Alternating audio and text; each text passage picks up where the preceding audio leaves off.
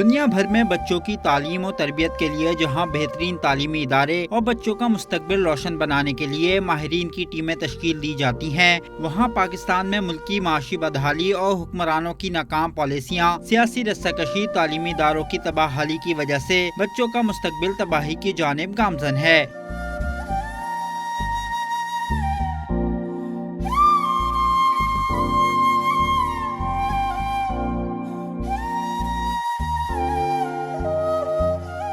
ملک بھر کی طرح جعفر آباد میں بھی ننھے منھے پھولوں نے بھی اپنے اپنے گھروں کے چولہے روشن کرنے کے لیے اپنے مستقبل کو داؤ پر لگا دیا۔ جعفر آباد کے مختلف شہری اور دیہی علاقوں میں بچے ہوٹلوں، مویشی منڈیوں سمیت دیگر کاروباری مراکز میں ملازمت کرنے پر مجبور ہیں، تاہم کچھ بچے کچرا چنتے نظر آ رہے ہیں، جبکہ دوسری جانب کورونا کا جواز پیدا کر کے تعلیمی ادارے تو بند کر دیے گئے، لیکن ملک بھر میں اس کے متبادل کوئی نظام نہ ہونے کی وجہ سے بچوں کا مستقبل تاریک ہوتا نظر آ رہا ہے۔ اسکول سے فارغ بچوں کی اکثریت سڑکوں، گلی محلوں میں غیر سنجیدہ سرگرمیوں میں مصروف ہے، تاہم والدین کی لاپرواہی کے باعث لاتعداد بچوں کا مستقبل داؤ پر لگ گیا ہے۔